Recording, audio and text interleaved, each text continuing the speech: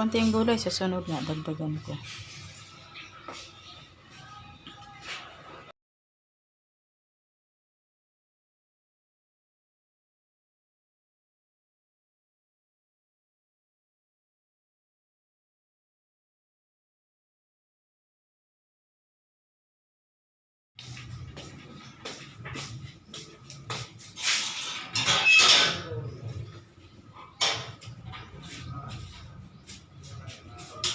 Guys, welcome po ulit sa aking YouTube channel, Chris Vlog TV.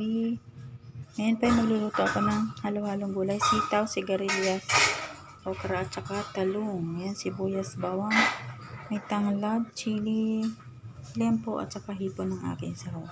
Yan, panoorin nyo na lang guys kung paano ko siyang gagawin.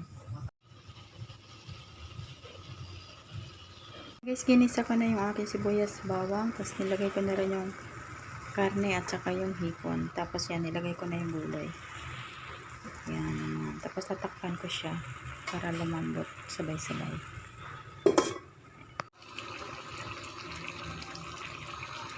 Yan na guys, natuyo na yung sariling katas niya.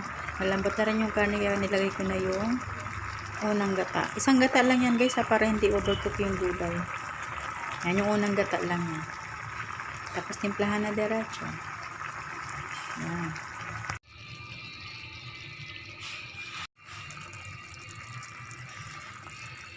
Yan na guys, luto na yung aking gulay. Hindi ko na siya papatuyuin kasi gusto ng amo ko medyo may katas-katas pa, may gata-gata patang sabaw sa kanin. Yan na guys, at hanggang sa muli po. Maraming salamat po sa mga nanonood ng aking mga videos.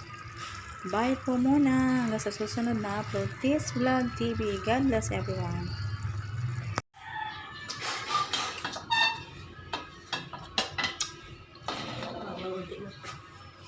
Konting gulay, sa sunod nga, dagdagan ko.